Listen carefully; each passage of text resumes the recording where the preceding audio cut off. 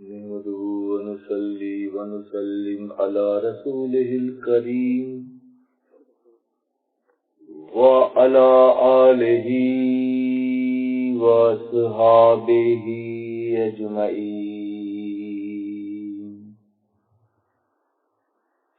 شیر را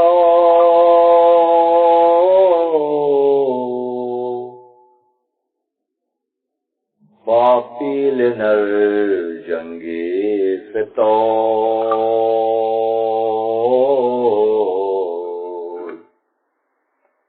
شیر را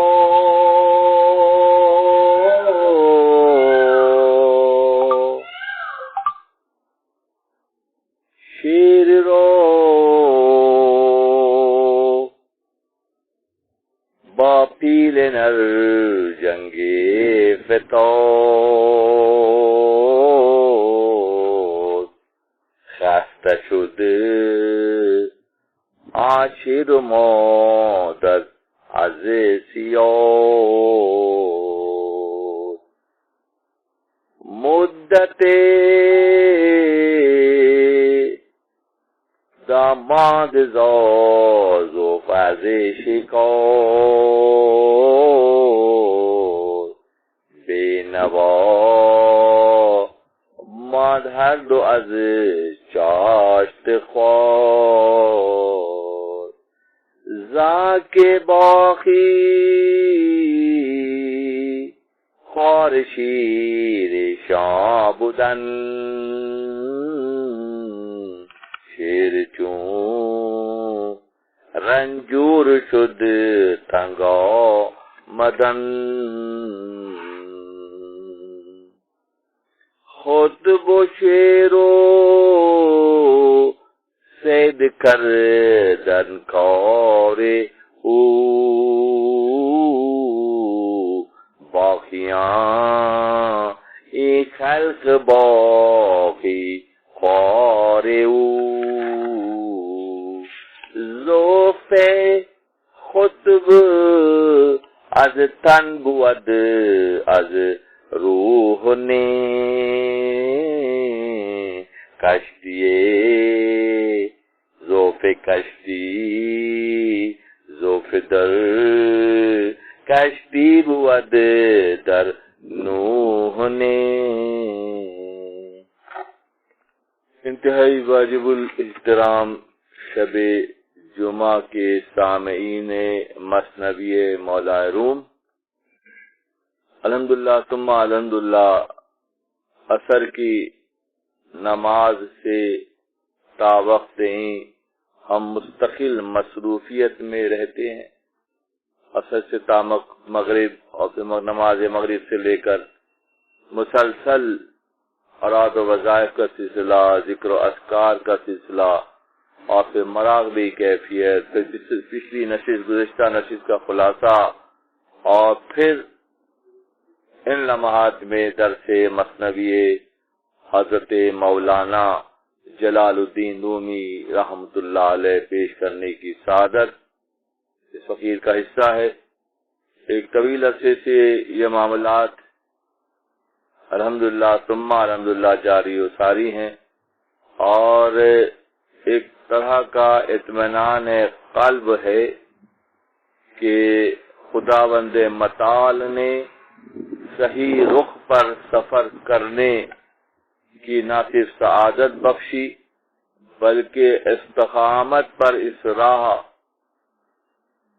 کی نشیب و فراز کو سمجھتے ہوئے ہمارے لیے آسانی پیدا کی. این سعادت بزور بازو نیست تانا بخشن خدا یہ بخشندہ. گزشتہ دنوں سے دفتر پنجم کی مثنوی شریف کے اسباق بیان کیے جا رہے ہیں، اور حضرت مولانا جلال الدین رومی رحمۃ اللہ علیہ کا یہ خصوصی اعجاز ہے کہ ایک ہی حکایت میں بے شمار علمی حوالے ایسا لگتا ہے کہ ان کی کنیکٹیویٹی، ان کا آپس کا ربط اور مضامین کو سمجھنے کے لیے ماضی، حال اور مستقبل کے تناظر میں جو بیان کیا جاتا ہے وہ ایک ہی نشست میں بہت سارا ذخیرہ علم ہمارے حصے میں آتا ہے۔ یہ انداز حکایتوں کا ہے، یہ انداز قصص کا ہے۔ قرآن جو اللہ کی کتاب ہے، اللہ کا کلام ہے، اللہ کا کلام قرآن مجید میں ہے جو ہمارے گھروں اور ہمارے ہاتھوں میں ہوتا ہے، اور قرآن مجید فرقان حمید کا بھی زاویہ قصص کے انداز کا ہے۔ اللہ کو اس بات میں کوئی آر نہیں ہے کہ وہ مچھر کا ذکر کرتا ہے، اللہ کو اس بات میں کوئی آر نہیں ہے کہ وہ ابابیلوں کا ذکر کرتا ہے، اللہ کو اس بات سے کوئی حیا نہیں آتی کیونکہ تخلیقات تو ساری اسی کی ہیں۔ کون ہے جو مچھر کا پر بھی بنا سکتا ہے؟ یقینی طور پر اللہ تبارک و تعالی قادر مطلق ہے اور ہر شے پر قادر ہے۔ جو چیز اس نے بنائی تو اس کی مثال دینے سے اسے کون روک سکتا ہے؟ قرآن کے مضامین میں صفحے صفحے پر یہ عنوانات دیکھنے کو ملتے ہیں کہ خدا مچھر کا ذکر کرتا ہے، خدا مکھی کا ذکر کرتا ہے، خدا چونٹیوں کا ذکر کرتا ہے، خدا ہدہد کا ذکر کرتا ہے، خدا عنکبوت میں مکڑی کا ذکر کرتا ہے۔ اس دور کے کافر یہ کہتے تھے کہ تمہارا خدا کیسا ہے کہ ایسی چھوٹی چھوٹی باتوں کا ذکر کرتا ہے؟ تو مومنین کے دلوں کو اطمینان ہوتا تھا کہ بھئی ہمیں معلوم ہے یہ ہمارے رب نے بنایا ہے، جو پروڈکٹ اس نے بنائی ہے اس کا نام اظہار کرنے میں کیا قباحت ہے۔ لوگ توقع کرتے ہیں کہ خداوند متعال عظیم ذات ہے تو بڑے بڑے ذکر ہوں، تو اس نے تو چونٹی بھی بنا دی، اس نے تو مکڑی بھی بنا دی، اس نے تو مچھر بھی بنا دیا۔ غرض یہ کہ جو اسلوب قرآن کا ہے وہی اسلوب جو ہے حضرت مولانا جلال الدین رومی رحمت اللہ علیہ نے مثنوی شریف میں اختیار کیا ہے۔ آج کی نشست دفتر پنجم میں بہت سارے زگ زیگ ہیں، بہت سی ایسی گھاٹیاں ہیں کہ مگر جب ہم آخر میں پہنچتے ہیں تو بات بالکل صاف ہو جاتی ہے کہ یہ ایک ایسی مضبوط تحریر ہے، یہ دلائل سے پر تحریر ہے کہ بدترین مخالف بھی ان تمثیلات کی موجودگی میں مولانا کی علمیت سے انکار کر ہی نہیں سکتا۔ آج کی حکایت میں ماں فرماتے ہیں کہ جنگل کا بادشاہ جو شیر ہے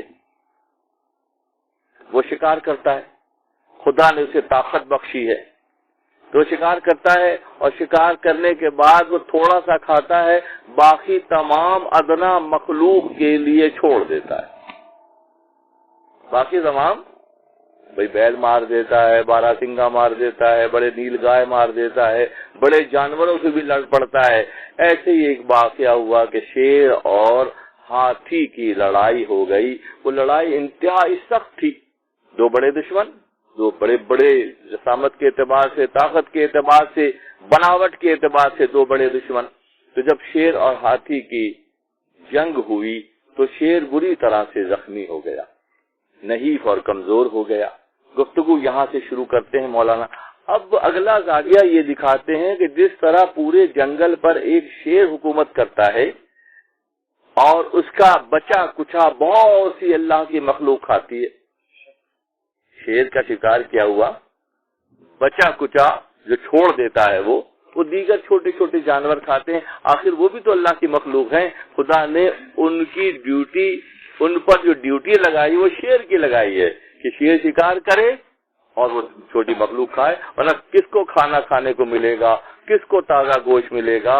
اسی طرح سے مولانا روم نے زاویہ اختیار کرتے ہیں کہ اللہ کے جو دوست اور خطب ہوتے ہیں،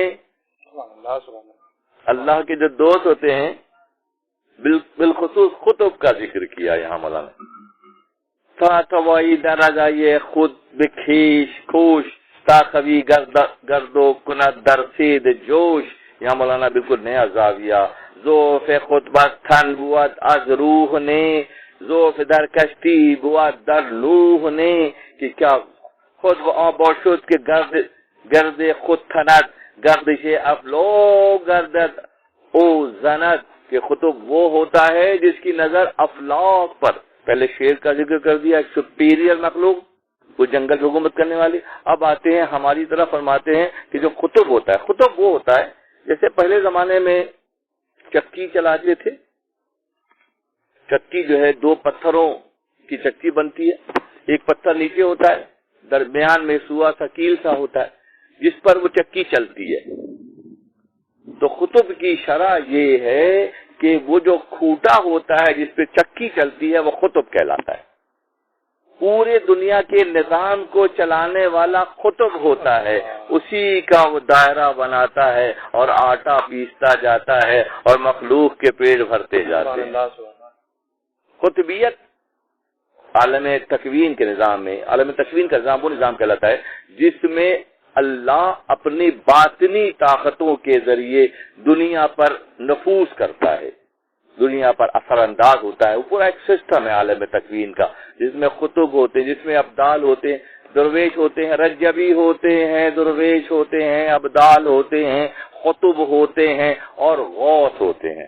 غوث ان میں سب سے سپیریئر شخصیت کا نام ہوتا ہے جو باطن کے نظام کو چلاتے ہیں. غوث ایک ہی ہوتا ہے وقت کا، قطب کئی ہوتے ہیں، مختلف علاقوں کے مختلف قطب ہوتے ہیں. اس طرح درویش ہوتے ہیں، ابدال ہوتے ہیں. ابدال وہ ہوتے ہیں جو حالات و واقعات کو تبدیل کرتے ہیں. ابدال کون ہوتے ہیں؟ نظام تکوین میں، اللہ کے نظام میں جو حالات کو بدل دیتے ہیں، مبدل شوا تبدیل کر دیتے ہیں، ابدال وہ ہوتے ہیں. اس طرح سے رجبی ہوتے ہیں. سب سے زیادہ رجبی جو انیشل اسٹیج کی پوسٹ ہے عالم تکوین کی، رجبی کہلاتے ہیں. رجب سے طیب، رجب، اردگان. ایک اشارہ دے کے گزرتا ہوں بس. تو کیا اردگان صاحب رجبی ہیں کیا؟ جو تبدیل آنے کی کوشش کر رہے ہیں.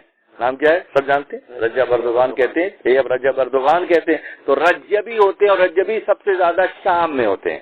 اس کا ایک پورا ایک سسٹم ہے، انشاءاللہ کوئی موقع آئے گا. یہاں سرسری سا ذکر ہے. قطب وہ ہوتا ہے جو چکی کا کھوٹا ہوتا ہے جس پر جو ہے چکی چلتی ہے اور آٹا پستا ہے. تو دنیا کے نظام چلانے والے عالم تکوین کی وہ شخصیت. بعض اوقات یہ بھی ہوتا ہے کہ ایک آدمی سخت محنت کر رہا ہے راہ خدا کے لیے، جان سے، مال سے، وقت سے، پیسے سے، ہر چیز سے، صلاحیتوں سے، علم سے محنت کرتا ہے، مگر وہ خالصتاً اللہ کی رضا حاصل کرنے کے لیے محنت کرتا ہے، کسی پوسٹ کے لیے نہیں کرتا.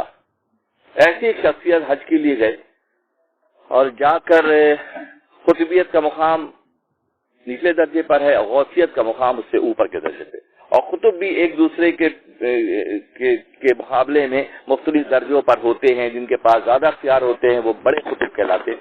خیر، تو حج پر گئے ایک صاحب، بہت پارسا، بہت ہی نیک، بہت خدا طرف اللہ کے مخلوق پر رحم کرنے والے، آس پاس کے ماحول میں روشنی پھیلانے والے، حج پر گئے. اور حج میں جب انہوں نے مکمل کیا تو شب عرفات میں، قیام مزدلفہ میں اللہ کی بارگاہ میں نے دعا کی، اللہ حج کے لیے 4 لاکھ افراد پہلے زمانے کی بات آئے تو کتنوں کا حج قبول ہوا؟ جواب آیا کہ کسی کا نہیں ہوا، کسی کا بھی نہیں. جتنے آتے ہیں یہ مختلف اپنی اغراض کے بندھن میں بند کر آتے ہیں. خالصتاً اللہ کے لیے، ابراہیم کی پیروی کے لیے، ہاجرہ کو پہچاننے کے لیے، اسماعیل کی قربانی کے لیے کون آتا ہے؟ کہاں وسعت ہوتی ہے نظروں میں اور فکروں میں اور معاملات میں. لوگ چھوٹے دائروں میں حلقہ لگاتے ہیں اور چکر لگا کے واپس کعبہ گئے، مدینہ گئے، کربلا گئے، جیسے گئے تھے ویسے ہی چل پھر کے آ گئے. تو قطب صاحب، وہ صاحب جو تھے، انہوں نے دعا جب اللہ کی بارگاہ میں تو واپس القا ہوا دل پر کہ کسی کا نہیں ہوا. رونے لگے، زاری کرنے لگے، دور سے آیا ہوں کئی مہینوں کا سفر کر کے اور کسی کا نہیں ہوا. تو ڈھارس بنائی کہ ہاں ایک صاحب ہیں بنارس میں، ان کا ہو گیا ہے. ابھی تک یہ سادہ سے ایک عام مسلمان آدمی ہے جو سختی سے دین پر قائم ہے اور تمام اچھے کام کر رہا ہے. تو وہ صاحب، اچھا جن کو پتہ چلا کہ بنارس میں ایک صاحب ہے جن کا خطب، بنارس والے صاحب حج کرنے نہیں آئے، یہ بھی ذہن میں رکھیے گا. بنارس والے صاحب حج کرنے نہیں آئے، یہ بنارس میں ہیں اور ان کا حج قبول ہو گیا. تو چاہے جس کو عطا جس انداز میں عطا کرے. ہم اور آپ بندھنوں میں بندھے ہوئے ہیں. لم یلد ولم یولد اللہ کی ذات ہے. نہ اس نے کسی کو جنا ہے نہ وہ جنا گیا ہے، لم یلد ولم یولد ہے۔ اس طرح رشتے نازوں کی پابندیوں اور ان کی کمزوریوں اور اس کی بلیک میلنگ سے وہ سیف ہوتا ہے۔ نہ تو مار غم مچا دیتے ہیں لوگ، ذرا سی رشتے داری کے معاملات ہو تو کیسے کیسے کڑوی گولیاں کھانی پڑتی ہیں۔ خیر بات آگے بڑی، جب وہ پھر کیا ہوا، ان کو بھی جذبہ ہوا کہ آئے بھی نہیں اور حج بھی ہو گیا تو چل کے دیکھتے ہیں۔ تو وہ سفر کرتے کرتے مکہ سے ہندوستان اس زمانے میں بنارس پہنچے، جو نشانی بتائی گئی تھی وہاں تک، وہ دروازے تک پہنچ گئے، کھٹکھٹایا تو اندر سے آواز آئی قطب صاحب آ جائیے اندر۔ تو اس دن ان کو معلوم ہوا کہ ان کی محنتوں کا اجر اللہ کے ہاں اس انداز میں لکھا ہوا ہے کہ وہ خود خطبیت کے مقام پر پائے گئے ہیں۔ کتنی اچھی بات نہیں ہے یہ؟ ہم بندھنوں میں بند کر اپنے ادراک، اپنی خواہشات کے مطابق سفر کرتے ہیں۔ سب حجاب دل وضو یہ دیدہ شد، سینکڑوں حجابات آنکھوں کے راستے دل پہ پڑ جاتے ہیں۔ جو غرض آمد ہنر پوشیدہ شد، اور جیسے جیسے اغراض بڑھتے جاتے ہیں ویسے ویسے صلاحیتیں گم ہوتی چلی جاتی ہیں، کم ہوتی چلی جاتی ہیں، اسباب و وسائل کم ہو جاتے ہیں۔ لوگ پہلے تعاون پر آمادہ ہوتے ہیں، اب وہ تعاون بھی نہیں کرتے۔ کیوں کہ غرض آ گیا، ہم غرض کے ساتھ سفر کرتے ہیں۔ بہرحال اندر سے آواز آئی قطب صاحب اندر آ جائیے۔ حیران ہو گیا کہ اچھا میں خطبیت کی منزل پر ہوں، کہ بہت سارا سسٹم چلانے کا سبب ہوں۔ ظاہر جبھی تو جذبہ تھا تو مکے سے سفر کر کے بنارس پہنچ گئے، قطب صاحب کے ساتھ جا کے بیٹھے۔ درجے کے اعتبار سے پہلی بار معلوم ہوا کہ ہم بھی قطب ہیں۔ تو دوپہر میں پہنچے تھے، شام ہو گئی، رات کا وقت، مغرب کے بعد کا وقت ہو گیا۔ تو ان بزرگ نے شاید تربیت کے لیے اللہ نے ان کو بھیجا تھا کہ جو کمی رہ گئی ہے وہ بھی پوری ہو جائے۔ ایک آنچ کی کمی کہتے ہیں کہ بھئی سونا بن جاتا، اگر ایک آنچ اور مل جاتی تو مکمل ہو جاتے۔ تو خدا جس کو چاہتا ہے مکمل کرتا ہے، ورنہ ایک آنچ کی کمی سے لوگ رہ بھی جاتے ہیں۔ پورا ٹائم گزر جاتا ہے اور مگر اینڈ پہ جا کے معلوم ہوتا ہے کہ ہاں کچھ کمی بہرحال شخصیت میں رہ گئی۔ جب وہ وہاں پہنچے تو ان بزرگ نے جن کے پاس بھیجا گیا تھا، جو اللہ کا ایک کامل ترین اللہ کا بندہ، اللہ کا دوست تھا، وہ سفر کر کے وہاں نہیں گیا جہاں جاتے ہیں لوگ، وہ اپنے مقام سے بیٹھ کر اللہ سے تعلق میں تھا۔ وہ عارف باللہ تھا، اسے اللہ کی پہچان تھی، اور جس کو اللہ کی پہچان ہوتی ہے وہی عارف ہوتا ہے، عرفان کی منزل پر ہوتا ہے، پہچان کی منزل پر ہوتا ہے، تعلق باللہ کی منزل پر ہوتا ہے اور بہت سادہ زندگی گزارتا ہے۔ تو بزرگان نے کہا کہ ایسا کریں، عشاء جو ہے بیت المقدس میں چل کے پڑھتے ہیں۔ عشاء کی نماز کہاں ہے؟ بنارس میں ہے۔ کہاں کی بات کر رہے ہیں؟ بیت المقدس جائیں گے۔ حضرت بیت المقدس جائیں گے، کیسے جائیں گے؟ اب یہاں وہ تو پیدل یہاں پہنچے تھے، اور مومن معروف فرماتے ہیں کہ مومن کی اڑان کی کیفیت ایسی ہونی چاہیے کہ جہاں مومن کا ذہن پہنچے مومن خود وہاں پہنچ جائے۔ یہ ہے مومنانہ شان۔ ویژولیزیشن پاور سے اگر ہم یہاں بیٹھ کر گارڈن دیکھ رہے ہیں یا ٹاور دیکھ رہے ہیں تو مولانا کا موقف یہ ہے کہ اگر تم یہاں سے بیٹھ کر دیکھ رہے ہو تمہارے اس وجود کو وہاں پہنچ جانا چاہیے۔ کیا جب اللہ کے نبی احمد مصطفیٰ محمد مصطفیٰ صلی اللہ علیہ وسلم کے دل میں اللہ کی محبت نے جوش مارا اور عشق اپنی بلند ترین سطح پر چڑھا گیا تو کیا وہاں تک نہیں پہنچ گئے؟ وہاں تک پہنچ گئے جہاں جانے میں فرشتے کے پر چلتے ہیں۔ تو قطب صاحب سے انہوں نے، سب بزرگ نے کہا کہ تو تعارف کروا دیا، غالباً پہچان کے لیے وہاں بھیجا گیا تھا۔ اکثر ایسا ہوتا ہے کہ کسی کو خوشخبری سنانے کے لیے کسی کو متعین کیا جاتا ہے، یہ بھی اللہ کا نظام ہے۔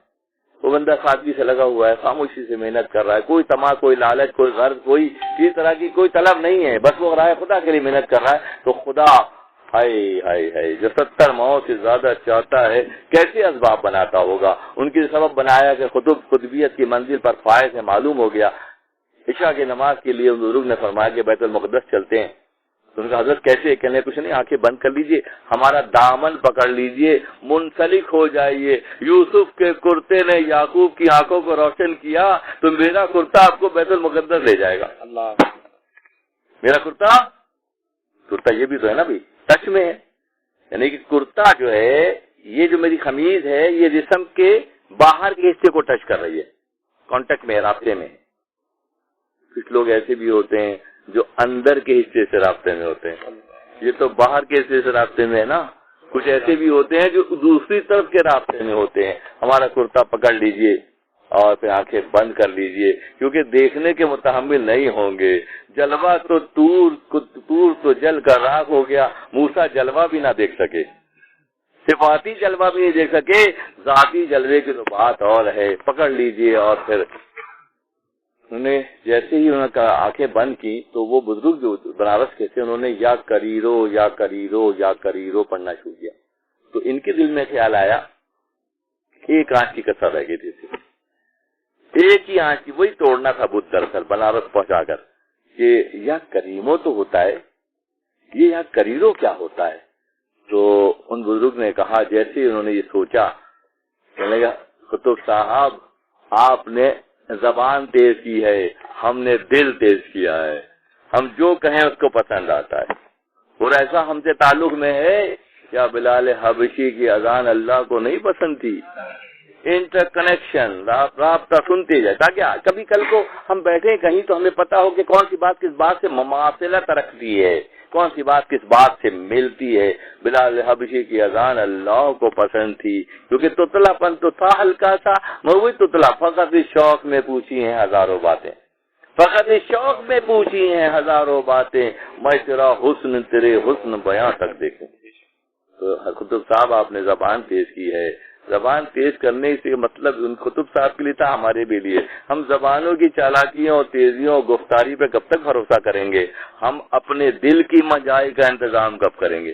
جب ہم دل کی مجائی کا انتظام کریں گے تو پھر یار کے جلوے اس میں نظر آئیں گے۔ خطب وہ ہوتا ہے جو عالم تکوین کے نظام کو چلانے میں جیسے شیر شکار کرتا ہے، سب کھاتے ہیں۔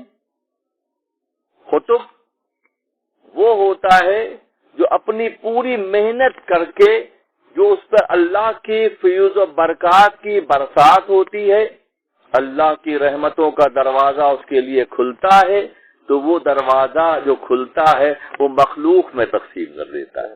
جو باطنی رابطہ اس کا اپنے رب سے ہوتا ہے، باطنی رابطہ جو اس کا اپنے رب سے ہوتا ہے، جس تعلق کی وجہ سے وہ مستجاب الدعوات ہو جاتا ہے۔ مستجاب الدعوات کیا ہے؟ جس کی دعائیں قبول ہوتی ہیں، جس کی زبان میں اللہ اثر پیدا کرتا ہے، جس کی نگاہ میں اللہ شفا پیدا کرتا ہے، جس کے ہاتھ میں اللہ برکت عطا کرتا ہے، وہ خطب ہوتا ہے اور وہ نظام کو چلاتا ہے۔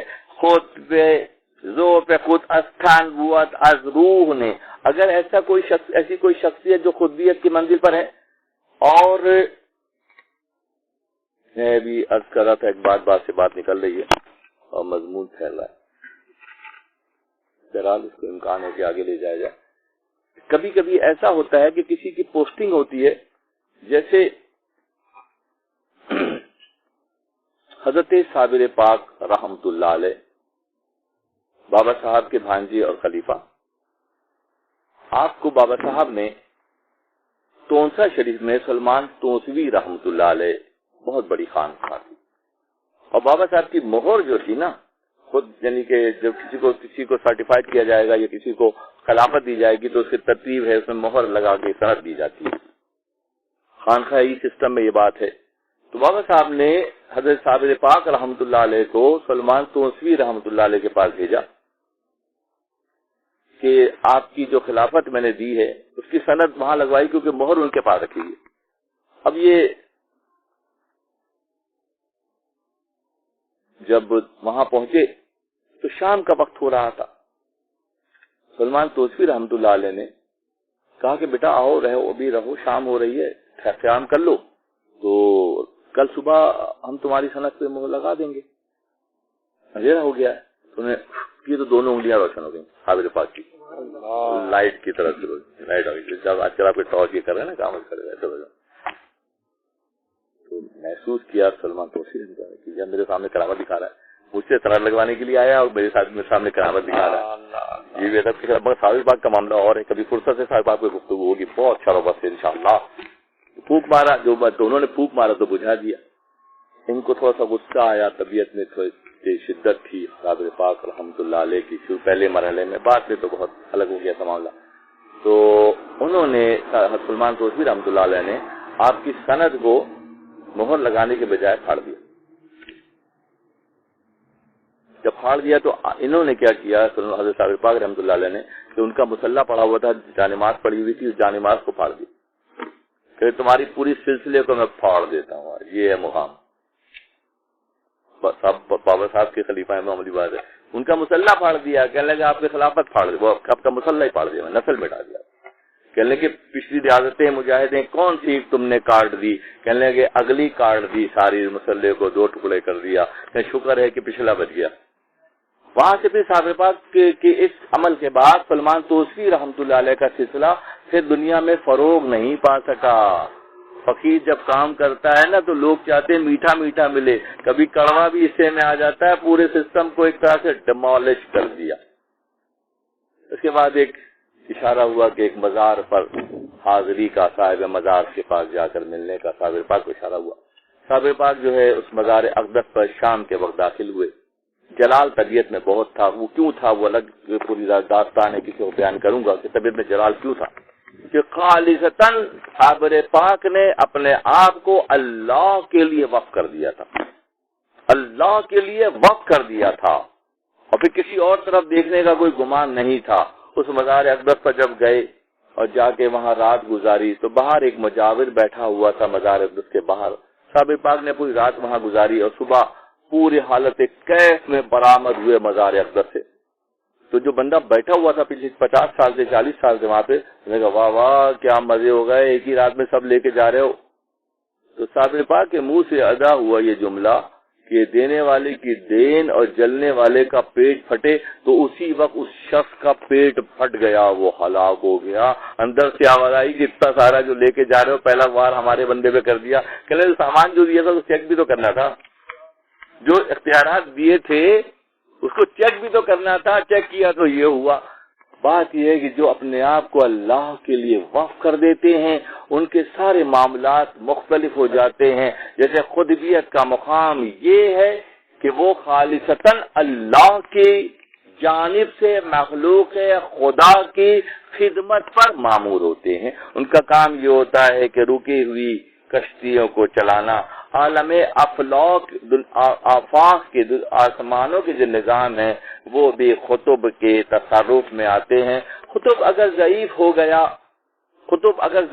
گیا تو اس کا جسم ضعیف ہوا. مولانا فرماتے ہیں خطب کا جسم بدن ضعیف ہوا، اس کی روح ضعیف کمزور نہیں ہوئی. کیونکہ کشتی جو ہے نوح کی وہ کمزور ہو سکتی ہے، نوح کمزور نہیں ہو سکتے. کیا خوبصورت. خود اور بوشت کے در کہ گردے خود تھنت گردش افلوک گردے او زنت. یہ افلاک کی گردش بھی اللہ خطب کے تابع کر دیتا. کس کے تابع کر دیتا ہے؟ خطب کے تابع کر دیتا ہے. یہاں تک تو دوسرا مضمون تھا. پھر واپس وہیں چلتے ہیں. شیر زخمی ہو کر کمزور ہو گیا، اب بڑا شکار نہیں کر سکتا. تو اس نے کیا کیا؟ گھما گھما کے کہاں لے کے جائیں گے مولانا دیکھتے جائیے. تھوڑا سا جیسے مولانا فرماتے ہیں کہ خود فرماتے ہیں کہ مصنوی شریف میں جو مزاح کا پہلو بھی ہے وہ بھی دراصل تربیت کے لیے ہے. اتنی بڑی بات اتنے سادہ انداز میں مولانا کہہ کر فارغ ہو جاتے ہیں. جو سمجھ جاتے ہیں وہ سر دھنتے ہیں، اور جو ابھی اس مقام پر نہیں ہوتے ان کے لیے اس میں اس حصے کی کہانی کی جاذبیت اور چاشنی ہوتی ہے. فرماتے ہیں کہ جب شیر کمزور ہو گیا تو اس نے لومڑی سے کہا کہ تو ایسا کر، کسی دھوبی کے گدھے کو گھیر کر میرے پاس لا. تو بہت فتنہ پرور ہے، تیز ہے، چالاک ہے. لومڑی بہت تیز ہوتی ہے. تو اس کو تو گھیر کر لا، میں شکار کروں گا اور پھر ہم دونوں کھائیں گے. لومڑی نے کہا یہ آئیڈیا اچھا ہے، کیونکہ میں تو گدھے کو نہیں مار سکتی. میں جا کر، کیا عام لوگ بڑی وارداتیں کر سکتے ہیں؟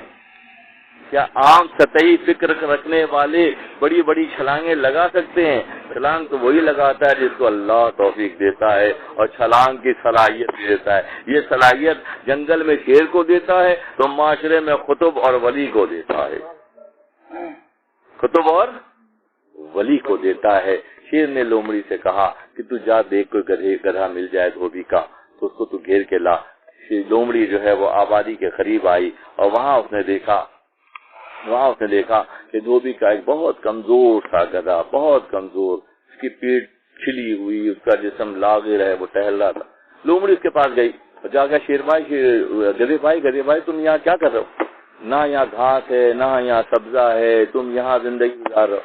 نہ زندگی میں سکون ہے، نہ راحت ہے، نہ آسودگی ہے، نہ اطمینان قلب ہے، نہ یکسوئی ہے. زندگی گزار رہی ہے، زندگی گزر رہی ہے تو ہونا تو چاہیے کہ تبدیلی کے بارے میں سوچا جائے. اس نے کہا کہ بات ہوئی تو گدھے نے کہا کہ میں یہاں پہ خوش ہوں، میں یہاں پہ خوش ہوں کہ روزی دینے والی ذات اللہ کی ہے.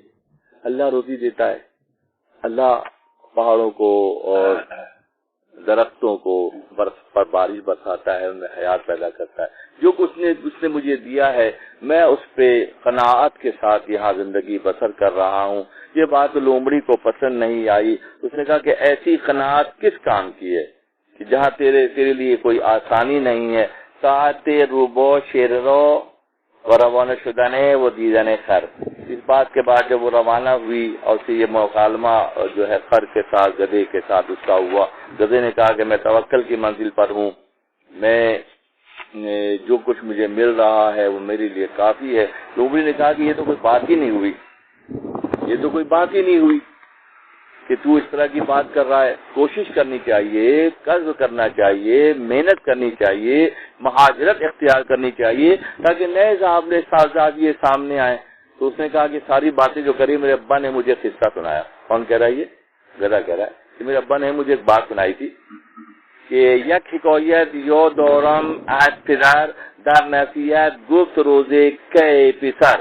کہ میرے والد نے ایک دن مجھے قصہ سنایا تھا کہ ایک دھوبی کا گدھا تھا، بہت کمزور تھا، اس پہ صرف کھال ہی کھال تھی اور ہڈی تھی. میرے ابا نے مجھے سنایا واقعہ. اور وہ جب کام کے لیے نکلتا تھا تو راستے میں شاہی استبل تھا اور اس استبل میں عربی نسل کے بہترین گھوڑے پل رہے تھے وہاں، اور ان کی بڑی خدمت ہوتی تھی، ان کی نیچے جھاڑو لگتی تھی، پانی کا چھڑکاؤ ہوتا تھا، چارہ الگ الگ ملتا تھا، کھاتے الگ تھے اور کھجانے کے لیے لوگ متعین تھے، ان کو کھلاتے تھے، کھجاتے تھے. یہ سارا منظر وہ گدھا جو گزرتا وہاں سے تو روز جہاں جا کے دیکھتا. تو جو داروغہ تھا اس کا، جو سپاہی تھا، جو نگراں تھا اس استبل کا، اس نے ایک دن اس سے ملاقات کی آگے دھوبی سے کہ تمہارا گدھا بہت کمزور ہو رہا ہے اور جب بھی گزرتا ہے ہمارے استبل کی طرف دیکھتا ہے، تو ایسا کرو کچھ دن کے لیے اس کو ہمارے پاس بھیج دو، رہے گا، کھا پی کے تگڑا ہو جائے گا. اس نے کہا ٹھیک ہے، مناسب ہے، فری میں کام ہو رہا ہے. گدھے کو وہاں بھیج دیا گیا. گدھا حیران ہو گیا کہ وہاں کی آسائشوں پر، دنیا کی آسائشوں پر بعض لوگ رشک کھا کر الجھ جاتے ہیں. دنیا کی آسائشوں پر بعض لوگ رشک کھا کر کیا ہوتا ہے؟ الجھ جاتے ہیں. دراصل وہ وہاں جا کے رہنے لگا. اچانک جو ہے وہ بگل بجاتے سے پہلے نا کہ جنگ کے اعلان کرنے کے لیے جنگ کا اعلان ہو گیا. اب جنگ کا اعلان ہوا تو ان کے اوپر کاٹی باندھی گئی جسے بیٹھ کے سوار سفر کرتا ہے، اور تیاری کی گئی. صبح صبح سارے گھوڑے جو ہے جنگ کے لیے نکلے. جب وہ شام کو پلٹ کر آئے تو ان کے جسموں میں تیر گھسے ہوئے تھے، ہر طرف دائیں بائیں ہر جگہ تیر، اور لمبے لمبے وہ آ کے لیٹ گئے استبل میں جہاں وہ رہتے تھے. تو اس کے بعد ان کے ہاتھ پیر باندھ کے اگلے پچھلے پیر، اور وہ جو نال ٹھوکنے والے ہوتے ہیں، ان کی سرجری کرنے والے ہوتے ہیں، وہ چیر چیر کے جو ہے وہ تیر نکال لیتے. گدھے نے کہا میں وہیں صحیح ہوں جہاں میں رہتا تھا. بظاہر اتنی آسائشیں، اتنی آسانیاں کہ جھاڑو لگ رہی ہے اور پانی کا چھڑکاؤ ہو رہا ہے، ٹائم پہ کھانا مل رہا ہے. مگر جب سختی کا وقت آتا ہے تو پھر ایسا آتا ہے میں کمزور تو ہوں مگر میں محفوظ زون میں ہوں کہ میرے ساتھ ایسا کوئی معاملہ نہیں ہے. تو دنیا کی پرتعیش زندگی سے کہ ریسا اس کی طلب کرنے والے کبھی ایسے مقام پہ جا کے پھنس جاتے ہیں کہ ان کے لیے پھر خلاصی ناممکن. یک حکایت یاد دارم از پدر در نصیحت گفت روزے کہ پسر، ایک دن میرے باپ نے مجھے نصیحت کر کے یہ بات سنائی کہ دیکھو جس ماحول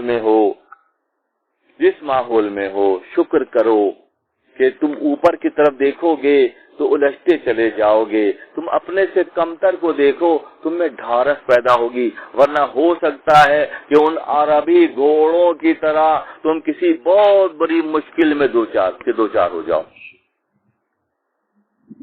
یہ ساری باتیں جو سنائی اس نے، یہ لومڑی کو مولانا نے بہت زبردست، پہلے زمانے میں یہ ہوتا تھا کہ مثنوی شریف جو لکھی جاتی تھی، خاص طور پہ فرید الدین عطار رحمۃ اللہ علیہ کی مثنوی شریف منطق الطیر کے نام سے ہے، منطق الطیر پرندوں کی بولی، اور یہ منطق الطیر قرآن کا لفظ ہے، قرآن میں منطق الطیر استعمال کیا گیا عربی میں، تو حضرت خواجہ صاحب فرید عطار رحمۃ اللہ علیہ نے اس لفظ کو استعمال اپنی کتاب کا ٹائٹل دیا، اور پرندوں کی کانفرنس آف دا برڈز کے نام سے ان کی کتاب دنیا کی بیشتر زبانوں میں ترجمہ ہوا، کیونکہ اس میں شیر اور لومڑی اور گیدڑ اور شہباز اور پرندے اور حدود کا ذکر ہے۔ وہ کلام جو ہے وہ کلام دراصل معاشرے کے لیے ہے۔ اس دور میں یہ طریقہ تھا کہ پرندوں کی اور پرند کی زبان میں بات ہوتی، اور وہ بات میں پند و نصیحت کے بے شمار زاویے ہوتے، اور کتابوں کو اس دور میں پسند کیا جاتا تھا۔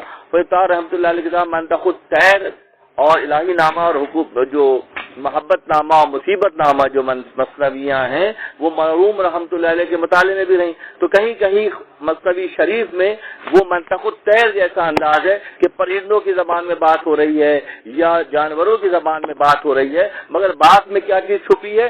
نصیحت چھپی ہوئی ہے، میسج چھپا ہوا ہے۔ یہ صرف قصہ نہیں ہے بلکہ اس میں زبردست قسم کی میسیجز ہیں۔ گفت روبا جستن رزق حلال فرد باشد از برای امتصال، کہ لومڑی نے کہا کہ یہ باتیں تو قصے جو سنا رہا ہے یہ تو ٹھیک ہے اپنی جگہ سننے کی حد تک، مگر یہاں تو معاملہ یہ ہے کہ محنت کرنی ہے، کسب کرنا ہے، جدوجہد کرنی ہے۔ نبی صلی اللہ علیہ وسلم مبارکہ دی ہے الکاسب و حبیب اللہ، جو کسب کرتے ہیں جو محنت کرتے ہیں وہ کون ہے؟ اللہ کے دوست ہیں، اللہ ان کو پسند کرتا ہے۔ ایک اور حدیث مبارکہ کا مفہوم یہ ہے کہ یہ جتنی بھی برکات اور فیوز و برکات یہ دروازے ہیں، بہت سنیں میری بات، یہ دروازے ہیں، اور محنت و مشقت اس کی چابیاں ہیں۔ دروازے بند ہیں، رزق کا دروازہ بند ہے، مقام مرتبہ کا دروازہ بند ہے، علم کا دروازہ بند ہے، عزت و توفیق کا دروازہ بند، یہ سارے دروازے بند ہیں، اور یہ جو جدوجہد کرتا ہے انسان یہ اس کی چابیاں ہیں کہ جو جس رخ پہ محنت کرتا ہے اس رخ کے دروازے کی چابی اس کے حصے میں آ جاتی ہے، وہ دروازہ کھولتا ہے، انجوائے کرتا ہے۔ یہاں پہ گر تو تشنی بجوئے اندرو رزق کی آیت برود از زو فنو، کہ اگر تم کہیں کونے میں چھپ کے بیٹھ جاؤ، لومڑی نے کہا گدھے سے، تو رزق کب تمہارے پاس چل کر آئے گا، تمہیں اس کے لیے محنت کرنی پڑے گی۔ یہ دونوں کے مکالمے مسلسل چل رہے ہیں۔ گدھے کا موقف یہ ہے کہ توکل کر کے، اللہ پر یقین کر کے جو کچھ میسر ہے قناعت کے ساتھ زندگی گزاری جائے، جبکہ ذہن میں رکھیے گا کہ لومڑی اس کے ساتھ محبت کے معاملے میں بات نہیں کر رہی ہے، وہ مکر کے معاملے میں بات ہے، وہ گھیر کے لے کے جانا ہے۔ بہت دیر تک وہاں فرماتے ہیں کہ ان کے درمیان یہ گفتگو چلتی رہی اور دونوں تھک گئے۔ پھر جب دونوں تھک گئے، میں مضمون سمیٹ رہا ہوں حالات کی وجہ سے، بسیار شد اندر خطاب ماند و گشتن ار مساو از جواب شب در صحرای خشک سنگلاق احمقی باشد جهان حق فراو نقل گنزین جا و سوی مرغزار می چرا جا سبز سوی چو بہا، کہ یہ تم یہ سب باتیں تمہاری صحیح ہیں، تم خواہ میں توکل کے اتنے بڑے بڑے دعوے نہ کرو، بھوکے پڑے رہتے ہو، یہاں پہ تمہیں ملتا نہیں ہے۔ میں ایسے ایک ایسے خطے کو، ایک ایسی جگہ کو جانتی ہوں وہاں پہ اتنی گھاس ہے کہ پورا اونٹ اس میں چھپ جائے، اور تم یہاں پہ بیٹھ کے باتیں کرو توکل۔ ہجرت کرو بھائی، یہاں سے کہتے ہیں ہجرت کرو۔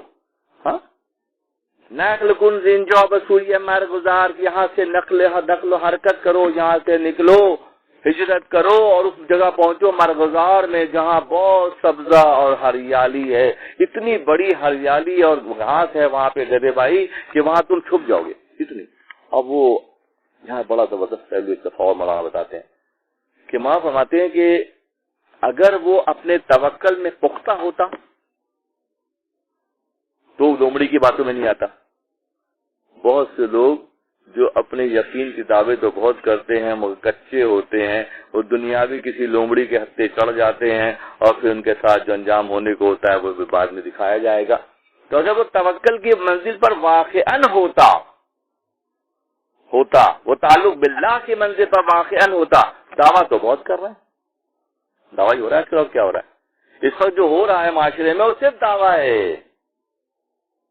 ہاں، اور دعوے کے لیے دلیل کی ضرورت ہوتی ہے۔ دلیل بغیر دعوے کے کچھ بھی نہیں ہے۔ اگر کوئی میں کہوں کہ میں ڈاکٹر ہوں تو مجھے ثابت کرنا پڑے گا کہ میں ڈاکٹر ہوں۔ اگر میں کہوں کہ میں مومن ہوں تو مجھے ثابت کرنا پڑے گا کہ مومن۔ اچھا معاشرہ ایسا ہے، ہم اور آپ سب ایک من تو رہو عجیب گویم، میرے پاس لوگ آتے ہیں صبح شام تک ایک سلسلہ ہوتا ہے، تو ہم فجر میں سورہ خوف کرتے ہیں، واقعہ پڑھتے ہیں، اور ظہر میں ہم سورہ رحمان پڑھتے ہیں، اور رات کو ہم سورہ مزمل پڑھتے ہیں۔ اچھا میں سنتا رہتا ہوں بیٹھ کے، ہاں بولتے اچھا اتنا پڑھائی کرتے ہو اور مسائل اتنے سارے لے کے آئے ہو میرے پاس، یہ مسئلہ ہے اور یہ مسئلہ ہے، یہ مسئلہ ہے۔ اتنے پڑھنے والے کو تو کہاں سے کہاں پہنچ جانا چاہیے۔ اور بات ساری یہ ہے کہ ہم سب مسلمان ہیں سارے، ماشاء اللہ اللہ ماشاء اللہ خیر سے مسلمان، اور ہم ایک دوسرے کی پردہ پوشی کر رہے ہیں۔ ہم اسے یہ بھی نہیں کہتے پلٹ کر کہ یار تم اتنی پڑھائی کے دعوے کر رہے ہو اور تمہارا حال اتنا خراب ہے۔ اگر ہم کہتے ہیں شاید اصلاح کا پہلو نکل آئے، من تو حاجی بگویان تو مرم ملا دو، میں آپ کو حاجی صاحب کہتا رہوں گا، آپ مجھے ملا جی کہتے رہیے گا، ہمارا کام چلتا رہے گا، تبدیلی نہیں آئے گی۔ تبدیلی تو جب آئے گی جب فیصلے صحیح کیے جائیں گے، تبدیلی تو جب آئے گی کہ اپنی تربیت کا خیال کیا جائے گا۔ اور اس نے کہا کہ یہاں سے تم دعوے کر رہے ہو، کیا کہتے ہیں اس کے، توکل کے، کہ میں توکل کی منزل پر ہوں۔ اور جب اس نے مرغزار اور ہریالی کے ذکر کیے کی باتیں کی، لومڑی نے کی، چلاکی سے کی، تو گدھے کے منہ میں پانی آ گیا کہ ہاں یہ بات تو بڑی اچھی ہوئی۔ بھائی یہی ہو رہا ہے، کیا ہو رہا ہے اس وقت؟ بڑے بڑے بلند و باغ دعوے، ہاں، مسخر کرنے کی باتیں، کیا تذکیر کر رہے ہیں؟ خود اپنے نفس کی تذکیر نہیں ہو پا رہی، نفس کی تذکیر نہیں ہو پا رہی۔ اور جس دن نفس کی تذکیر ہو جائے اور ہم نفس کی باتوں اور چالوں سے بچ جائیں، شاید وہی دن کامیابی کا پہلا دن قرار پائے گا۔ اس نے جب کہا، اسٹوری سنائی لومڑی نے، تو گدھا بڑا حیران ہوا، عقل اس کی ماری گئی۔ اس سے ذرا بھی عقل ہوتی تو وہ پوچھتا کہ تو جہاں کی باتیں کر رہی ہے وہاں ایسی ہریالی ہے اور ایسا سبزہ ہے، تو تیرے اندر تو وہاں کی کوئی بات نظر نہیں آ رہی۔ ہم نہیں کہتے ہیں نا کہ بھئی چلو ڈھانپ کے چلو ایک دوسرے کو، یا مولانا نہیں ڈھانپا، مولانا نے یہ بات گدھے سے کہلوا دی۔ سوچیں، اللہ غنی اللہ، کیونکہ ہم لوگ تو کہیں گے نہیں یہ باتیں، ہم ایک دوسرے کی مروت رعایت کسی بات سے تعلق کی وجہ سے اس کو ہم رعایت دیں گے۔ مولانا رعایت نہیں دیں گے، صاف بات ہے، مولانا کہیں گے بھی پکڑو یہاں پہ، کہنے لگے اس نے گدھے کو ذرا بھی عقل ہوتی اگر تو وہ یہ کہتا ہے کہ اتنی تو باتیں کر رہی ہے وہاں کی، تو وہیں سے آئی ہے، تو تیرا حال تو ہڈی اور چمڑی کے علاوہ کچھ بھی نہیں، تو اتنی کمزور ہے۔ مگر جو غرض آمد ہنر پوشیدہ شد، جب غرض آتی ہے تو ہنر چھپ جاتا ہے، ورنہ ظاہری اعتبار سے ہوتا کیا، ایک بہت سخت بات آ رہی ہے جو شاید میں نے پہلے بیان نہیں کیا۔ بعض میرے رفقا مجھ سے کہتے ہیں کہ ڈاکٹر صاحب اتنی سخت باتیں مثنوی شریف میں جو پڑھ رہے ہیں، پڑھا ہے، سبق دیا گیا ہے، منگل کو آتے ہیں ویسے بھی پڑھتے ہیں بیٹھ کے، تو کہتے ہیں اتنی سخت باتیں مثنوی شریف میں۔ ہاں ہیں، کیونکہ مولانا فرماتے ہیں کہ اگر کوئی بچہ دنیا میں ٹیڑھا پیر لے کے پیدا ہوتا ہے تو اس کا جوتا جو ہے وہ ٹیڑھا بنایا جاتا ہے، اور ٹیڑھا جوتا آرتھوپیڈک سے جو بنتا ہے وہ مہنگا بھی بہت ہوتا ہے۔ 1000 روپے کا جوتا عام بچے کا مل جائے گا، وہ 5000 کا بنتا ہے۔ تو ٹیڑھے پیر کے لیے ٹیڑھا جوتا ہوتا ہے، ٹیڑھی عقلوں کے لیے ٹیڑھا مضمون ہوتا ہے کہ شاید وہ اس طرح کو اس بات کو سمجھ جائیں۔ دعوے کے لیے کیا چاہیے؟ دلیل چاہیے، بغیر دلیل کے کچھ نہیں ہے۔ کچھ بھی نہیں ہے. مولوی فرماتے ہیں کہ تمہاری کمر سے جو بنی ہوئی تلوار ہے اور نیام کے اندر ہے اس کا دستہ نظر آ رہا ہے اور کمر سے بندھی ہوئی ہے, مگر وہ نیام جو ہے نا, تلوار جو ہے وہ لکڑی کی تلوار ہے. تلوار باہر سے دیکھنے میں تلوار ہے, نیام ہے اور لٹکی ہوئی ہے کمر سے, مگر وہ لکڑی کی ہے. جب اس کو اندر جب تک ہے جبھی تک کی عزت ہے, جب باہر نکالو گے تو صرف جلائے جانے کے قابل ہے. اسی طرح سے سب بڑے ہیں, سمجھدار بھی ہیں, کچھ باتیں ایسی ہیں جو کی جانی چاہیے کبھی کبھی. اسی طرح سے ایک مخنث ہجڑا جس کو اخلاقی اعتبار سے, مذہبی اعتبار سے, انسانیت کے اعتبار سے اس کے ساتھ میل ملاپ کرنا منع ہے. جو لوتی ہوتے ہیں, لوتی کون ہوتے ہیں؟ مولانا ایسی بات کر رہے ہیں کہ سمجھیں بہت سے ہم اور آپ سوچنے پہ مجبور ہو جائیں گے کہ ہم صرف دعویٰ ہی کر رہے ہیں, ہمارے اندر اصالت نہیں ہے. کیونکہ مولانا کام کسی کو تسلی دے کے فارغ کرنا نہیں ہے, مولانا کام تو تربیت دے کر مکمل کرنا ہے. تو ایسا ہی ایک مخنث ہجڑے کو ایک لوتی کون ہوتے ہیں؟ حضرت ابراہیم. اب دیکھیں بات کہاں سے کیسے زگ زیگ ہو رہی ہے, کہاں عام سے ذکر ہے, اچانک حضرت علیہ السلام اور آپ کے دور کے ایک نبی حضرت لوط علیہ السلام کا ذکر آ گیا.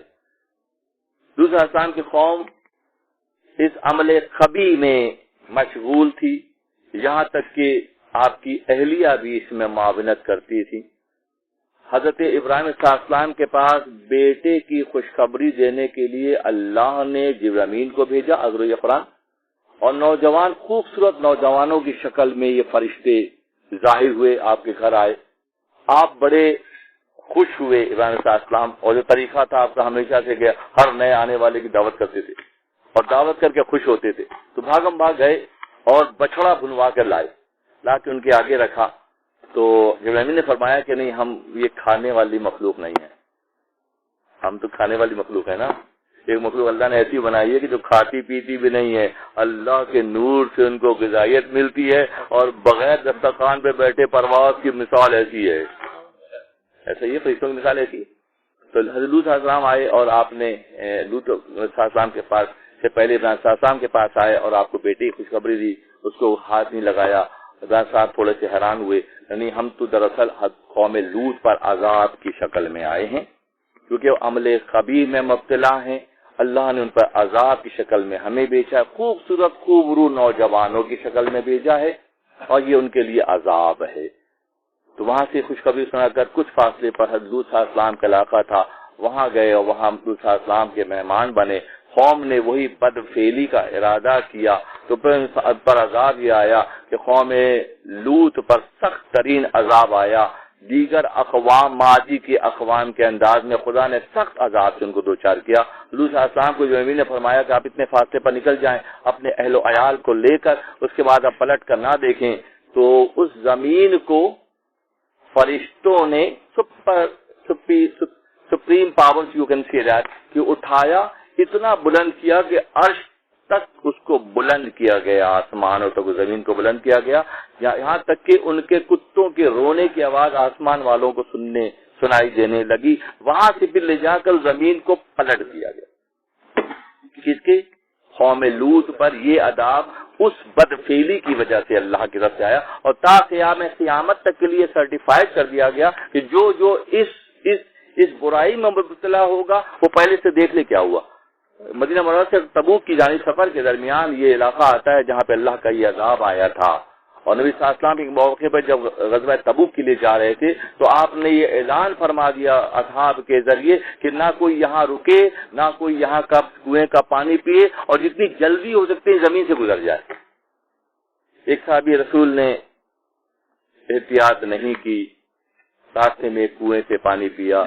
جیسے انہوں نے پانی پیا وہ ان کا انتقال ہو گیا, ان کا وصال ہو گیا, کیونکہ پوری زمین پر ابھی تک بھی اس عمل خبیث کی وجہ سے عذاب کی کیفیت ہے. وہاں وہ ویوز نکل رہی ہیں جو صرف ہلاکت ہی ہلاکت ہے.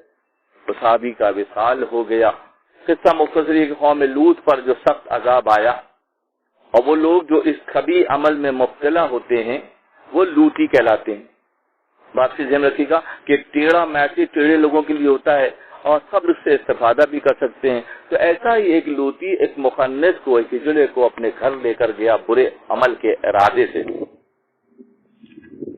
جب وہاں پہنچا اور اس نے تیاری کی تو دیکھا کہ اس مخنث کے ہجڑے کے کمر سے ایک خنجر زبردست قسم کا لٹکا ہوا ہے۔ تو اس نے پوچھا کہ اے مرد خدا، یہ تو نے اتنا بڑا خنجر اپنے کمر سے باندھا کیوں؟ تو اس نے کہا کہ کوئی مجھ پہ بری نظر ڈالے گا اس کا پیٹ پھاڑ دوں گا۔ تو اس نے کہا کہ میں خود شکر ہے کہ میں نے تجھ پہ بری نظر نہیں ڈالی، وہ بدفعلی کر بھی رہا ہے، گناہ کا ارتکاب کر بھی رہا ہے، اور اس کو یہ گمان ہے کہ میں برائی نہیں کر رہا۔ جو اس خیال میں ہوتے ہیں ان کی اصلاح کا پھر امکان ختم ہو جاتا ہے۔ روزمرہ کے معاملات میں، فیملیئر معاملات میں، احباب کے ساتھ، رائے خدا کے اندر اگر ہم اس بات کو سمجھے بغیر سفر کر رہے ہیں کہ ہم جو عمل کر رہے ہیں یہ اللہ کی بارگاہ میں مقبول ہے یا غیر مقبول ہے، اگر غیر مقبول ہے تو اس کا کوئی پھر اجر نہیں ہے، کیونکہ بات یہ ہے کہ ہم خالصتاً اللہ کے لیے محنت کریں۔ اپنے مفروضوں کے بنیاد پہ جو بات کی جاتی ہے، خنجر بندھا ہوا ہے اور یہ گمان ہے کہ یہ میں اگر کوئی بری نظر ڈالے گا، اور کیسی بری نظر پڑے گی جو رہ گئی ہے۔ حالات و واقعات کی یہ سختیاں، زندگی کے معاملات میں یہ تلخیاں، یہ مشکلات اور پریشانیاں، یہ رکاوٹیں، یہ سب کیا ہیں؟ یہ سب اسی کی پکڑ کا ایک انداز ہے۔ گدھے نے کہا کہ تو توکل کر، اگر توکل کرتا تو واقعاً اس کی باتوں میں نہ آتا، گدھے کی باتوں میں نہ، لومڑی کی بات میں شخص نہ آتا، کیونکہ مردی نیز خنجر ہو چسود، اگر کسی میں مردانگی نہیں ہے، اگر کسی کے قول و فعل میں تضاد ہے، اگر کسی کا زاویہ نگاہ بہت ٹیڑھا ہے، تو اگر اس کے پاس کمر سے خنجر بھی بندھا ہوا ہے، ایسا لگتا ہے کہ اتنی سخت بات ہے یہ کہ اچھوں کو خیال کرنا پڑے گا، جا کے سوچنا پڑے گا کہ خدا نہ خواستہ ہمارے قول اور فعل کا یہ تضاد، ہماری جو بڑھ کے مارتے ہیں اگر ہم بڑھ کے مارتے ہیں تو ہمیں ثابت کرنا پڑے گا کہ ہم بڑھ کے ہم وہ نہیں ہے جو ہم کہہ رہے ہیں وہ صحیح ہے۔ اگر وہ صحیح نہیں ہے اور صرف بڑک ہی ہے تو اس سے بچنے کی، چونکہ مردی نیز خنجر ہو چسود، کیوں نہ باشد دل نہ دورت سود خود، از علی میراز داری ذوالفقار، بازوی شیر خدا حساس بیاو۔ شیر علی سے مولا کائنات علیہ السلام سے نسبت کی بات کرتے ہو، تعلق کی بات کرتے ہو، ان کی ذوالفقار کا نام لیتے ہو، کیا تمہارے ہاتھوں میں وہ طاقت ہے کہ علی کی تلوار اٹھا سکو؟ یا تمہارے دل میں علی کی محبت ہے؟ تم دعوے کرتے ہو، اور جو دعوے کرتے ہیں ایک وقت آتا ہے، جیسے پہلے پچھلی نشست میں غالباً کہا تھا میں نے کہ اللہ تعالیٰ بہت عرصے تک ان دعووں کو کی پردہ پوشی کرتا ہے۔ خدا ایک زمانے تک ان دعووں کی جو ہم اور آپ کرتے ہیں، بالکل صاف بات کر رہا ہوں نا، کوئی لاگ لپیٹ کے بغیر بات کی جائے کیا فائدہ، کسی اور پہ رکھ کے بات کی جائے، اپنے آپ کا محاسبہ کریں، ہم اپنے آپ کو چیک کریں نا، کسی اور کے بارے میں ہم سے تھوڑی پوچھا جائے گا بھائی فراز صاحب نے کیا کیا، ڈاکٹر صاحب بتائیں، کبھی نہیں ہوگا سوال جو ڈاکٹر صاحب آپ نے کیا کیا، فراز صاحب آپ نے کیا کیا، ڈاکٹر صاحب نے کیا کیا، وہ آپ سے نہیں پوچھا جائے گا، آپ سے صرف آپ کے بارے میں پوچھا جائے گا۔ اگر آپ دعویٰ کرتے ہیں کہ میں یہ ہوں میں یہ ہوں میں یہ ہوں، تو پھر یہ قسم و پرسی اور یہ مشکل اور یہ تنگی، کیونکہ مردی نیز خنجر ہو چسود، اگر تمہارے اندر مردانگی نہیں ہے، تمہارے اندر حامیت و غیرت نہیں ہے، تمہاری اخلاق کی پختگی نہیں ہے، تو دعویٰ پھر کس کام کا ہے؟ دعوے کے لیے دلیل کی ضرورت ہے۔ از علی میراث داری ذوالفقار، یہاں ایک بات میں مزید کلیئر کر دوں، مسئلہ شریف میں مرحوم رحمت اللہ علیہ نے جہاں جہاں اہل بیت اطہار کا ذکر آیا ہے وہاں پہ علیہ السلام استعمال کیا ہے۔ کیا کیا ہے؟ علیہ السلام اختیار کیا ہے۔ میں جب میں نے سلسلہ شروع کیا درس کا تو پھر ہوا یہ کہ لوگ کہتے تھے صاحب یہ آپ رضی اللہ تعالی عنہ اور وجہ الکریم نہیں کہتے، آپ علیہ السلام کہتے ہیں۔ میں نے کہا میں نہیں کہتا ہوں، میں تو مثنوی کا قاری ہوں، شارح ہوں، تو میں جو پڑھتا ہوں وہی کہتا ہوں۔ تو اس کتاب میں جو کہ ایک نذیر عرشی صاحب وہابیت کی طرف ہیں، ترجمہ انہوں نے کیا ہے، مگر ان میں یہ بھی جرت نہیں تھی کہ جب مولا علی کا علیہ السلام کا ذکر آئے تو اس کو چینج کر دیں، کیونکہ یہ مولانا کا تصرف ہے۔ مولانا اس اینگل سے دیکھ رہے ہیں، جب ہم مولانا کے چاہنے والے ہیں تو ہم نے بھی وہی اینگل اختیار کرنا ہے، اپنی خواہشات کی پیروی نہیں کرنی ہے، جو حق ہے اس کو بیان کرنا ہے۔ از علی میراث دوری ذوالفقار، علی کی میراث تو ذوالفقار ہے۔ ذوالفقار اس تلوار کو کہتے ہیں جو مولا کائنات علیہ السلام کو فتح خیبر کی طرف کے موقع پر اللہ کی جانب سے عطا ہوئی۔ فتح خیبر کی فتح ذوالفقار کی وجہ سے ہوئی، اور ذوالفقار کو اٹھانے کے لیے علی کا ہاتھ چاہیے۔ اس تلوار کو، اس وزن کو اٹھانے کے لیے کس کا ہاتھ چاہیے؟ مولا کائنات کا ہاتھ چاہیے۔ از علی میراث دوری ذوالفقار، بازو شیر خدا ہستر بیو، کہ اگر تمہارے پاس بازو وہی والا ہے جو علی والا ہے تو پیش کرو۔ اگر تمہارا کیریکٹر، تمہارا کردار، تمہاری سوچ، تمہاری فکر علی والی ہے تو تم تلوار اٹھا لو گے، اور اگر نہیں بنا سکے اب تک بھی تو تلوار کو ہاتھ مت لگانا۔ یہ بہت دو تین اہم اشعار ہے جو آنے والے ہیں۔ میں درخواست کروں گا کہ دوبارہ لائٹ کا انتظام کر دیا جائے تھوڑا، اور اضافی لائٹوں کو بند کر دیا جائے۔ علی میراث دوری ذوالفقار،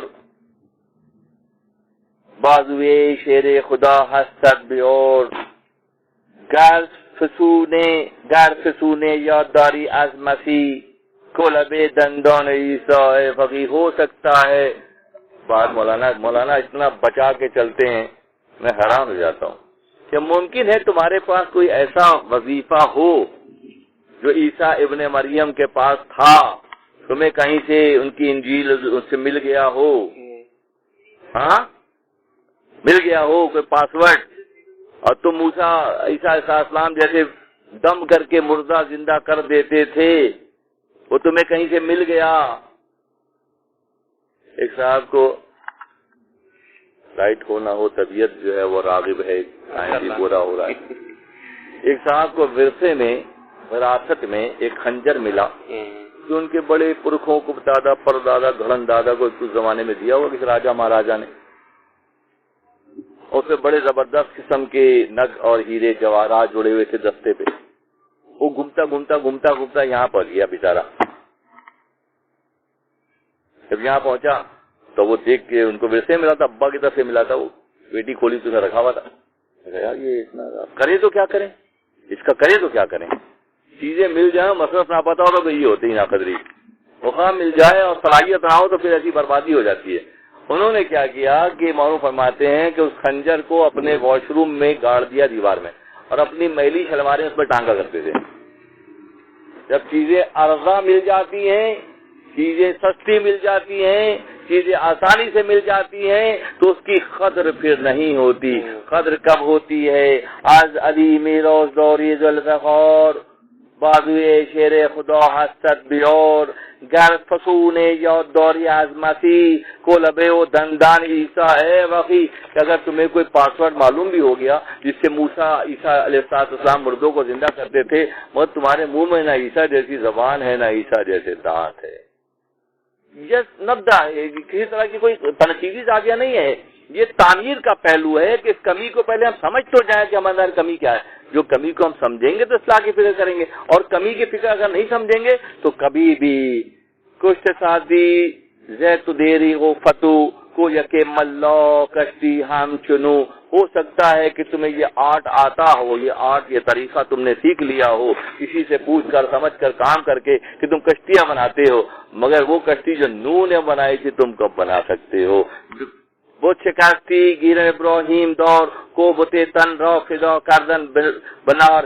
حضرت ابراہیم خلیل حق نے بتوں کو توڑا تھا، جس کے نتیجے میں ان میں اتنی لطافت پیدا ہو گئی کہ آگ ان کے لیے ٹھنڈی ہو گئی۔ تو کیا تم نے کوئی بت توڑا ہے اپنے نفس کا، اپنے خواہشات کا، کہ آگ تمہارے لیے ٹھنڈی ہو جائے؟ یہ مسلسل مضامین چل رہے ہیں۔ دلیل کا تھرا مانے شوت از عمل نعمت سونے شوت۔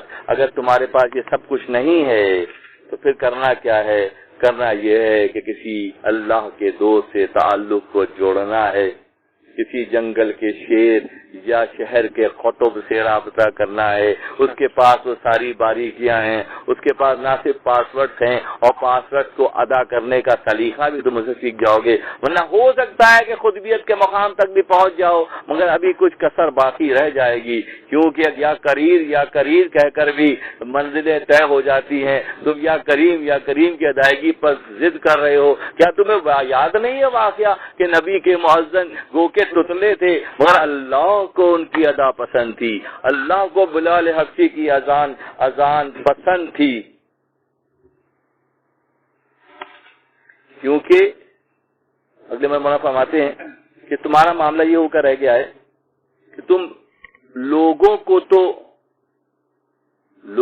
تو اصلاح احوال کی تعلیم دیتے ہو، تم ہر جگہ کھڑے ہو کے لیکچر دیتے ہو، جہاں تمہیں موقع ملتا ہے تم کھول کر بیان کرتے ہو، مگر جب عمل کا وقت آتا ہے تو تم عمل نہیں کرتے ہو۔ وَلَا تَقُولُوا فَلَن تَفْعَلُوا، مت کہو وہ بات جو تم کرتے نہیں۔ قول و فعل کا یہ تضاد بگاڑ کی پہلی منزل کہلاتی ہے۔ وہاں فرماتے ہیں کہ اگر تم اصلاح احوال کی جو فکر کرتے ہو، فرمایا اتامرون الناس بالبر وتنسون انفسکم، تم لوگوں کو تو نصیحتیں کرتے ہو اور اپنے آپ کو بھول جاتے ہو۔ اگر تم اسی روش پر قائم رہے تو تمہارے لیے انتہائی سختی کا معاملہ ہے۔ آخر کار لومڑی اپنی باتوں کے شہر میں لا کر اس نے گدھے کو قائل کر لیا اور گدھے کو اس جانب لے کر گئی۔ اگر گدھے میں ذرا بھی شعور ہوتا، تمام گفتگو خلاصہ یہ ہے کہ اگر نظر ہوتی، فکر ہوتی، تربیت ہوتی، صحیح و غلط کی پہچان ہوتی تو اس گدھا جو تھا وہ گدھا لومڑی سے پوچھتا کہ تو اتنے مرغزاروں کی اور باغوں کی بات کر رہی ہے جہاں میرے خط سے زیادہ گھاس لگی ہوئی ہے، تو تیرا اپنا حال تو بہت خراب ہے، تو نے اپنے احوال کی اصلاح کی فکر نہ کی، تو صرف کہانیاں سنا رہی ہے، کیونکہ وہ بنیادی طور پر گدھا تھا، یہ سوال اس کے ذہن میں نہیں آیا، اور اس کے بعد اس نے اس کی باتوں میں آ کر سفر اختیار کیا، اور یہ سفر سراسر خسارے کا سفر تھا۔ دنیا میں بھی ایسی بہت سی لومڑیاں ہوتی ہیں جو لوگوں کو سبز باغ دکھاتی ہیں۔ کیا دکھاتی ہیں؟ سبز باغ دکھاتی ہیں، مگر عمل کے طور پر، دلیل کے طور پر ان کے پاس پیش کرنے کے لیے کچھ بھی نہیں ہوتا۔ وقت گزرتا جاتا ہے، بے شمار ایسے کیسز آتے ہیں کہ صاحب کسی کو اتنے پیسے دیے تھے اتنے سال پہلے، آج تک نہیں نکلے، اب آپ دعا کر دیجیے۔ میں نے کہا بھائی پیسے مجھ سے پوچھ کے دیے تھے؟ ہاں، یہ تو تمہارا فیصلہ تھا، کیونکہ تم حرص اور لالچ میں آ گئے تھے۔ ساتھ حجاب دل باسوئیے دیدہ شد کیوں غرض، تم غرض میں آ گئے تھے، اسی لیے تم کو اس کے نقائص نظر نہیں آئے اور تم الجھتے چلے گئے۔ کاش کہ تمہارے پاس وہ نظر ہوتی، کاش کہ تمہاری تربیت اس انداز کی ہوتی کہ تم معاملات کو صحیح معنوں میں سمجھنے جیسے ہو جاتے اور اسی کے مطابق زندگی گزارتے، تو پھر ایسا ممکن ہی نہیں تھا کہ کہیں تم دھوکے کا شکار ہوتے۔ اس کے لیے کیا چیز سب سے اہم ہے؟ کسی ایسے سے تعلق بہت اہم ہے جو اس مقام پر ہو، جو صحیح کو صحیح اور غلط کو غلط دیکھتا ہو۔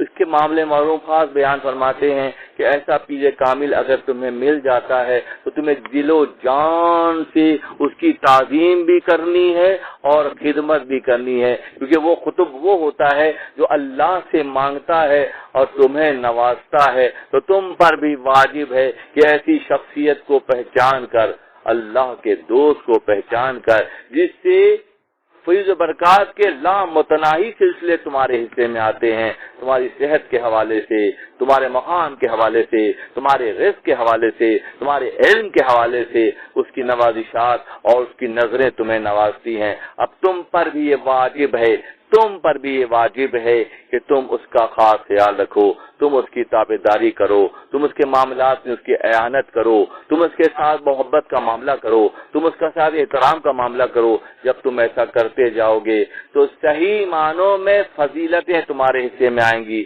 ورنہ پھر کیا ہوگا؟ چکنی چپڑی باتوں میں آ کر اگر تم کسی ایسے راستے پر چل پڑو گے جو آگے جا کے ہلاکت کا راستہ بھی ہو سکتا ہے۔ آج کی نشست میں اس مضمون کو میں یہیں سمیٹتا ہوں۔ انشاءاللہ اگلی نشست میں اس کو کنکلوڈ کیا جائے گا، اور آخر میں ایسا لگے گا کہ واقعاً شاید مولانا نے اس دور کے لیے ہمارے اور آپ کے لیے اس مضمون کو جو ہے اپنی مصنوی میں جگہ دی، تاکہ ہم جانکاری کے اس منزل پر آ جائیں، ہم شعور کے اس منزل پر آ جائیں، ہم سمجھ و فہم کے اس منزل پر آ جائیں جہاں ہمارے آسانی ہو۔ ہم خواہ مخواہ کی باتیں لا حاصل لا یعنی، ایون کہ ٹھیک ہے سال ہر سال سے قرآن پڑھ رہے ہیں، سال ہر سال سے قرآن کی تلاوت ہو رہی ہے، مگر حالات و واقعات تبدیل نہیں ہو رہے۔ تو معاذ اللہ میں اکثر لوگوں سے کہتا ہوں کہ جو آپ اتنا سارا پڑھتے ہو، مجھ سے تو کہہ دیا کسی ہندو سے، کسی کافر سے، کسی کرسچن سے، کسی سکھ سے مت کہنا، کیونکہ اگر آپ یہ کہو گے اور وہ پلٹ کر آپ سے پوچھے گا، جیسے مصنوی کا بیان یہی ہے کہ لومڑی سے گدھا پوچھ سکتا تھا، اتنی بڑی بڑی باتیں کر رہی تھی، حال تو بہت خراب ہے، چمڑی اور ہڈی کے علاوہ اندر کچھ ہے بھی نہیں۔ تو کوئی اگر غیر مذہب کا ہم بندہ ہم سے پوچھے کہ صاحب اتنا درسہ پڑھتے ہو، تمہارے حالات تو نہیں بدل رہے، تو ہم اپنے مذہب کو داؤ پہ لگانے والے بن جائیں گے۔ ہماری وجہ سے ہمارا مذہب، ہمارا دین حق جو ہے، جو اللہ کا دین ہے، جو رسول اللہ کی خدمت اور محنت کے نتیجے میں کیا دانگ عالم میں پھیلا، اس پر بھی زد پڑے گی۔ تو آئندہ کے لیے بہت محتاط رہنے کی ضرورت ہے۔ اگر کوئی ایسی پڑھائیاں ہیں بھی تو اس کو ڈسکلوز کرنے کی ضرورت نہیں ہے، وہ آپ کے اور آپ کے رب کے درمیان تعلق کی کیفیت کا نام ہے۔ اور کوئی سادہ سے سادہ بندہ بھی اپنے معشوق کا ذکر جو ہے عام لوگوں میں نہیں کرتا، وہ اپنے جس سے وہ محبت کرتا ہے، جس سے وہ عشق کرتا ہے، اس کو چھپا کر رکھتا ہے۔ یہ عام آدمی جب اپنی معشوقہ کا ذکر نہیں کرتا تو جس سے ہم محبت کرتے ہیں وہ اتنا عرضہ ہو سکتا ہے۔ بات یہاں پہ ایک اور ہے، وہ یہ ہے کہ نہیں، اس کی محبت ہم نہیں کرتے، اپنی بڑائی بیان کرنے کے لیے کرتے ہیں۔ اللہ تعالیٰ ہمیں ہدایت عطا کرے، اللہ تعالیٰ ہمارے حال پر رحم کرے، ہماری اللہ تعالیٰ غلطیوں کو معاف کرے، اور اگر ہمارے پاس واقعاً تلوار ہے اور تیز تلوار ہے تو یہ خدا کا انعام ہے، اور ورنہ تلوار اگر ہماری کمر سے بندھی ہے اور وہ لکڑی کی تلوار ہے تو صرف جلائے جانے کے کام آئے گی۔ وآخر دعوانا الحمدللہ رب العالمین۔